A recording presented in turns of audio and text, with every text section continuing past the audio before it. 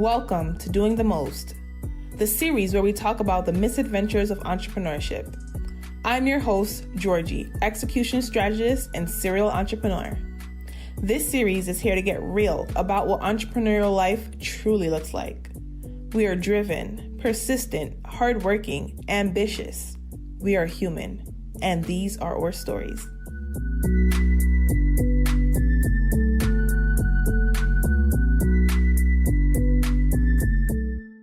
Welcome back to the Misadventures of Entrepreneurship.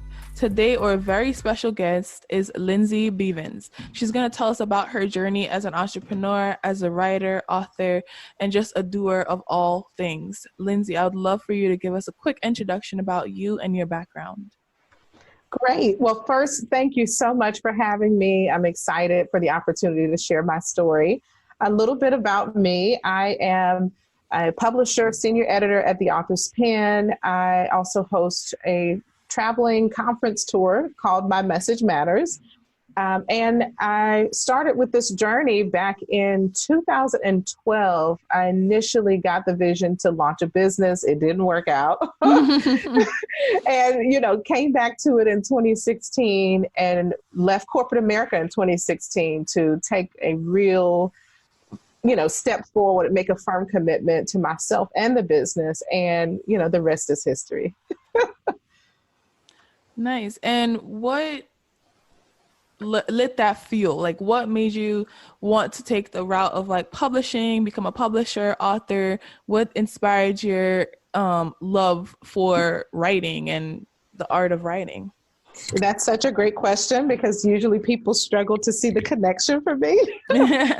So I started journaling years back, maybe around 2003, kind of fast forward. Started journaling after an abusive relationship. So never, ever had I ever wanted to write, never envisioned writing a book, never envisioned being a publisher. But this really difficult time in my life kind of stirred the gift, if you will. I started journaling and around 2011. So I had, thankfully got out of the abusive relationship, but in the process of healing my brokenness, I started journaling and, would go back to those notebooks wow, there's some really great content here. And I felt, just that internal nudge, I have to do something with my writing. And that took me down the path of publishing. So I hired a publisher to help support me produce the project. And they did a great job of helping me to do that part of it. But I also left, shortly after launching the book, it left me feeling flat, unfulfilled in a way. And that was the thing that stirred me to start a publishing company. I said, okay, there's a lot of stuff out there, but it didn't quite fit what I wanted. And it created a renewed sense of purpose for my life. I was working in corporate America. I had written this, lovely book of poetry, and I still felt like it wasn't quite what I desired. And I thought that there was something I could bring, something fresh I could bring to the publishing community, because there are people just like me who are purpose-driven. There are people who, want to share their life story, but a lot of times what they produce doesn't quite look like what they desire. And, that's what we bring to the publishing space. Nice. That's a really beautiful journey. And how is that work going on right now? So, you said you left corporate in 2016. You first tried to do, your publishing stuff back in 2012. Mm-hmm. What was that gap like once you made that first try, and kind of tell us a little bit about the craziness that happened in there? Oh my goodness. Look, this is, if you really want to know how, an epic fail is kind of what it felt like at the time. But 2012, so I want to frame this, give you a picture. So 2012, at the launch of my book and my book release, I was clear that I wanted to start my own thing and offer something fresh, right? I did that. But after that initial launch in 2012, I didn't have business acumen.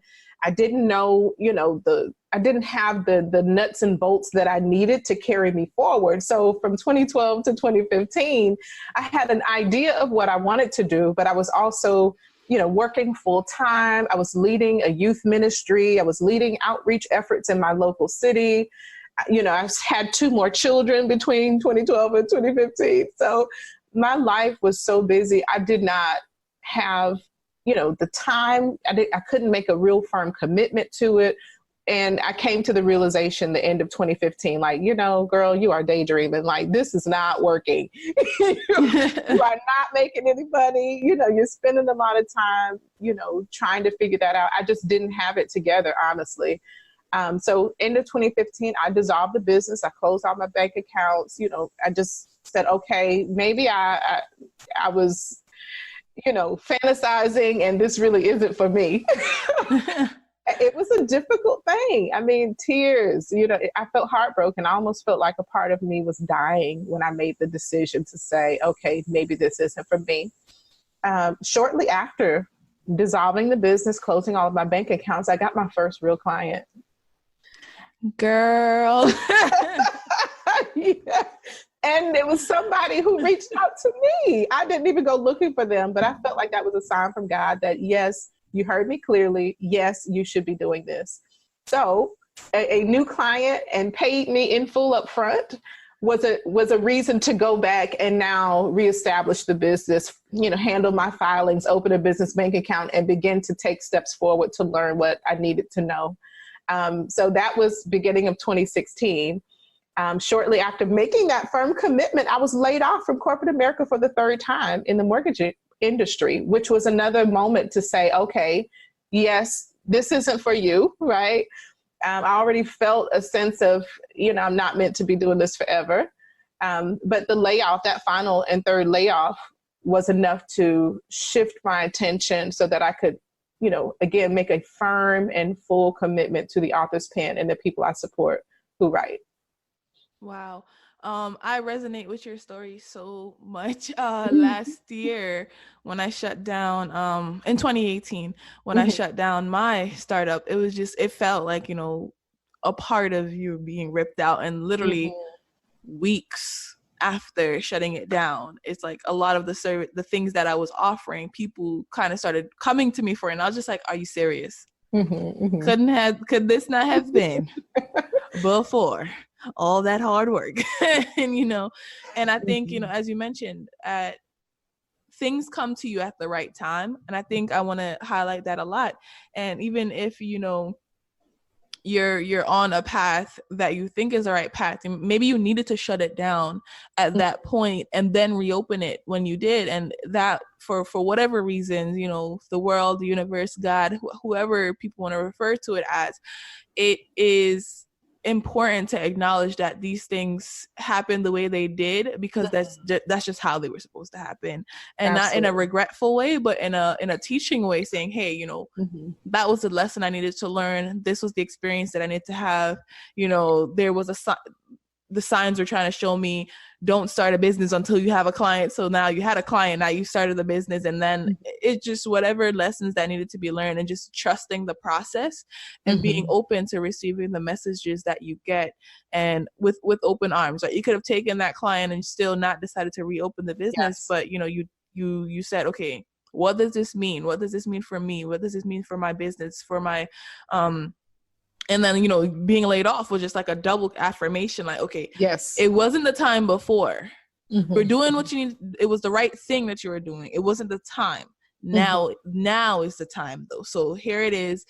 And, accelerate, be great. and we're going to free you from your full-time job to do so. So that's really a blessing. I want to start diving into your misadventure now, though the story you shared with me previously about going to Frankfurt. Could you tell us a little bit about that journey? What led to, what made that even a possibility, and what happened while you were there? Absolutely. So my trip to Frankfurt happened in fall of 2017. And to give some context, when I relaunched the business in first quarter 2016, again, I was shortly after I was laid off. And then a few months after that layoff, my family moved from Jacksonville, Florida to Houston, Texas, where I currently live. So there was a lot of big changes in my life at the time. After relocating to Houston in 2016, kind of crossing over into 2017, there was a lot of unknowns still. You know, I was making this firm commitment. I was giving myself over to learning more about my industry, learning more about business acumen. I was developing myself. That was a season of development for me.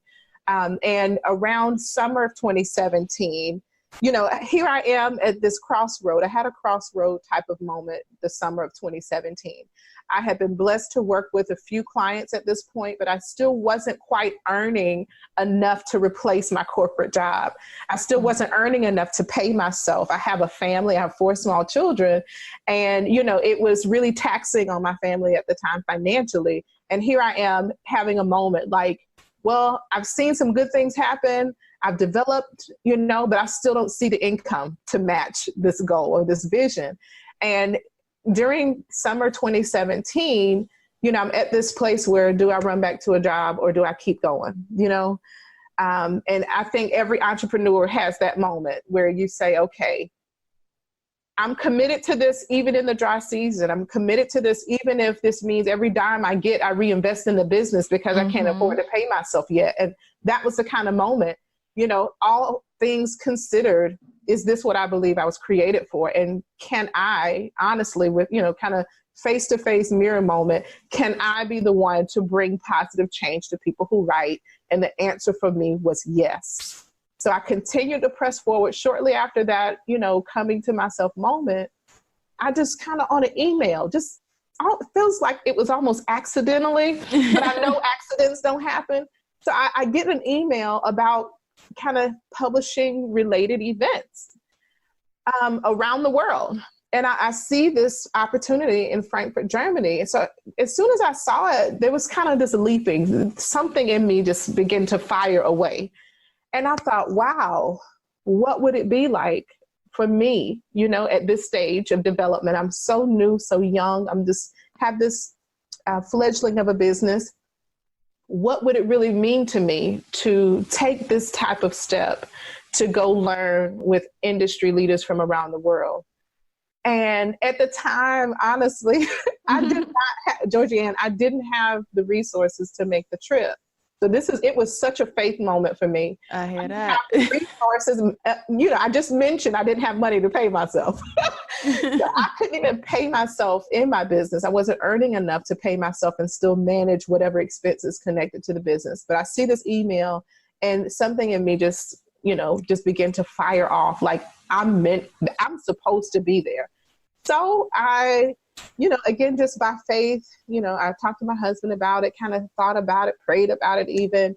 But I had this posture that if this is meant for me to be there, a way, you know, the way is just going to unfold. But if I'm meant to be there, it's going to happen.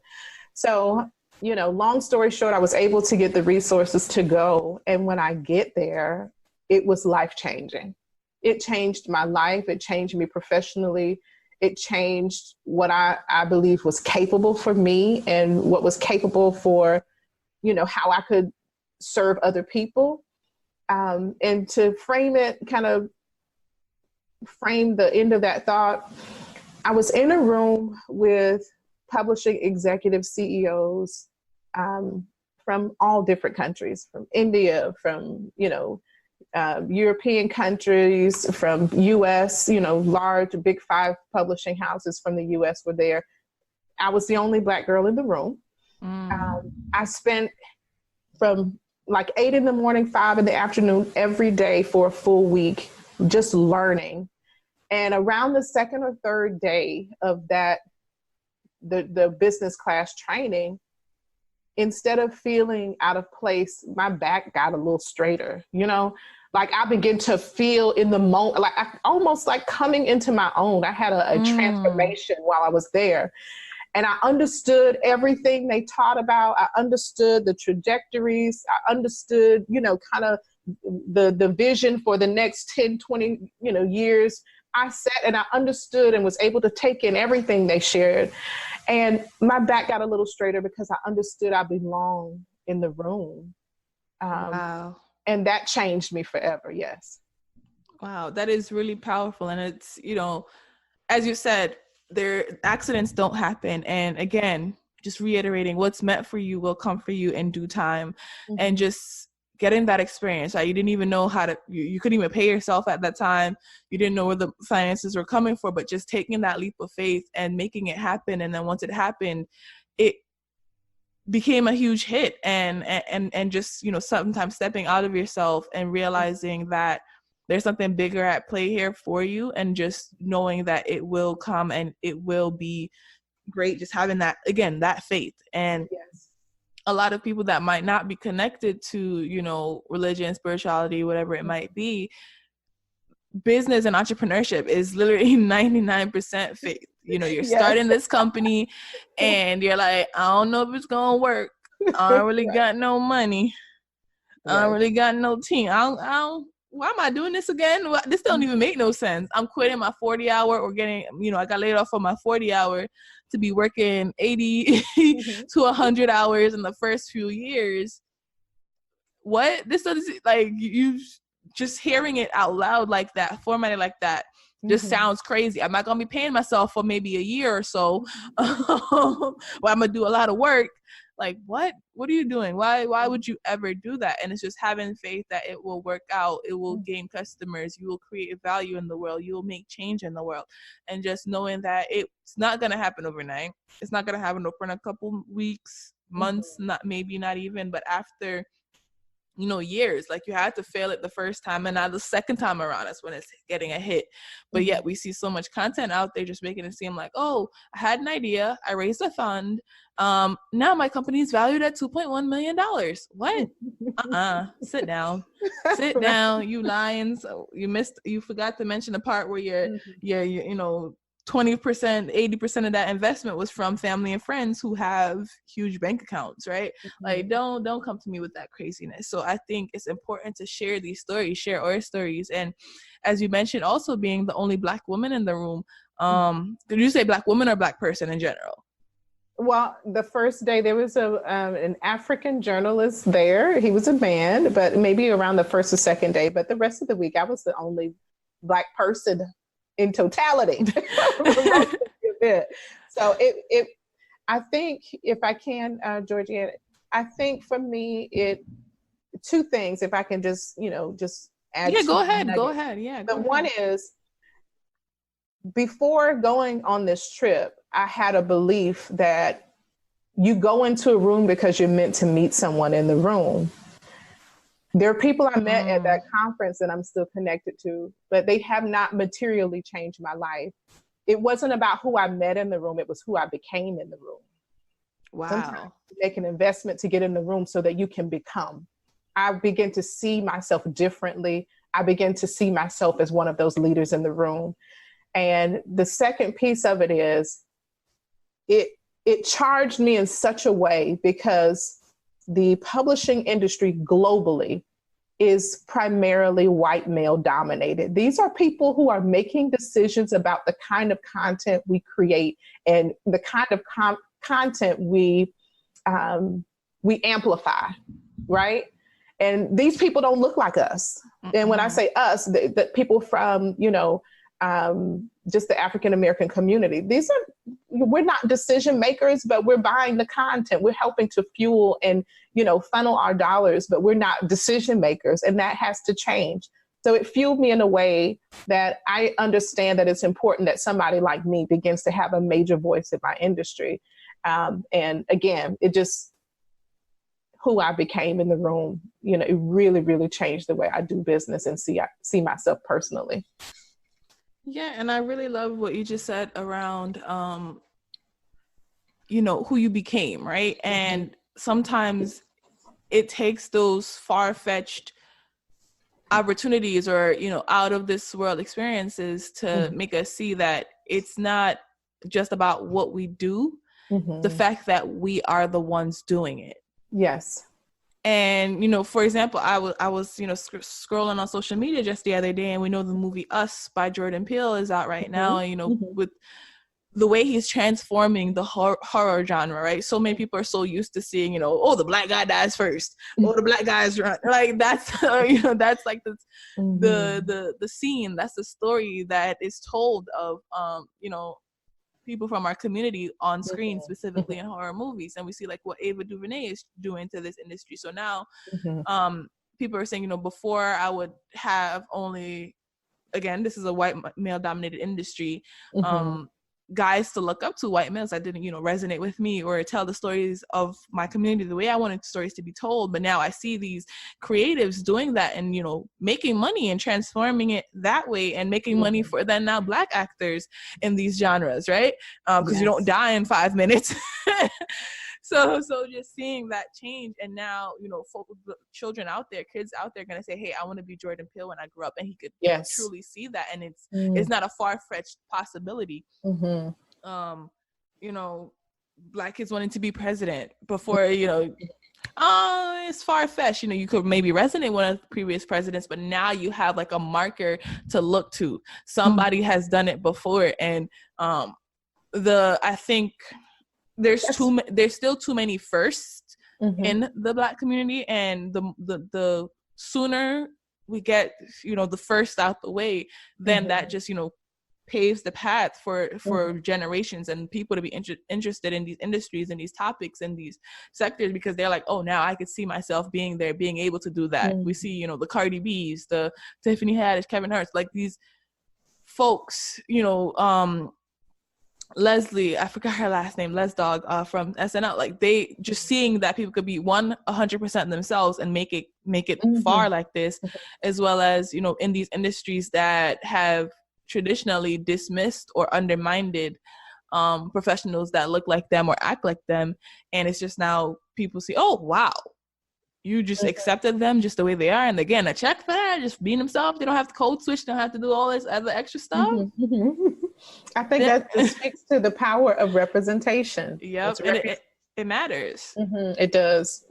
It matters more than people like acknowledge that it matters, right? Oh no, they have so many other role models, or there's so many other people in that industry. But when you could literally see yourself in these roles, absolutely, it makes a humongous difference.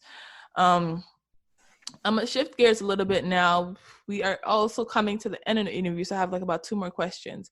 Okay. The first one is about the title of your summit and like your conference. Like, what made you wanted to start that conference, and like why did you title it "My Message Matters"? Well, this is again tied to my journey, that steep learning curve I mentioned in 2017. During my face-to-face, am I really going to go forward with this business that can't pay me right now? Or am I going to run back to a job? The thing that came up for me in that moment was my message matters. So I had just those couple of words, but it was almost like a mantra, chant, something to build myself with. My message matters. The thing that I've been created for matters in the world. There are people waiting for me to show up, and meaning waiting for me to show up, not, some old version of me, but they're waiting to see the powerful version of me, the fearless version of me, the version that will step forward no matter what, because I'm purposed for it. So my message matters. It was birthed from my entrepreneurial journey. The concept came from me realizing that, we are created to create, and that we can create something to help serve humanity, and whatever that is for each of us, that it's important, and our legacy connected to that, it matters. So my message matters. It is an entrepreneurial educational type of conference. I've taken, again, the inspiration from my own entrepreneurial journey, coupled with me traveling to places like Frankfurt, Germany. I spent a week in London as well, training with publishing executives in 2018. But it's me taking those experiences, from my training internationally and my entrepreneurial struggles and creating a live event around it. I know one of the things that was very difficult for me to get through was the business acumen. A lot of times we have this whole, glamorous version of what we can do as business owners, but we don't spend enough time learning how to, the business acumen side of it, how to structure a business, how to write a business plan, how to get funding. And even if you can't get funding, how do you generate the kind of business activity to self-sustain your business? There. Come on now, right? That's real. That is so real. Even though they have business competitions and pitches, et cetera, et cetera, et cetera, there's such a small percentage of people who get access to cash. And when you don't have access to cash, how do you build a business based on transactions, bootstrapping your way? So the concept is really geared around education empowerment. But 2018, we were blessed to go to 3 cities: Jacksonville, Florida, Houston, Texas, and Savannah, Georgia. This year, we are slated to hit 2 cities, so Jacksonville, Florida, and Houston, Texas this year. But it has been transformational for so many people. Definitely. 1,000%. Right. And that's amazing, and I hope you continue to do it. And do you have any plans of having it again soon? Yes, our first date for 2019 is July 20th in Jacksonville, Florida. People can go to mymessagematters.com to secure tickets. We have pre-sale pricing through the end of March, and again, ticket prices, sponsorship opportunities, those things are available on the website. Thank you. And guys, it'll be also in the comment section and captions if you want to learn more, as well as check it out and participate in one of the My Message Matter events. We are at the end of our interview, and what I like to ask folks at the end is just, some type of message or mantra that you have personally that you'd like to leave with the audience. It could be something inspirational, something tactical, a task for them to go do, whatever you choose for it to be. But what would you like to leave with our audiences today? If I could leave one thing, I would say just be intentional. Don't get caught up in social media hype, because a lot of people, they are good at, displaying an image that's not real.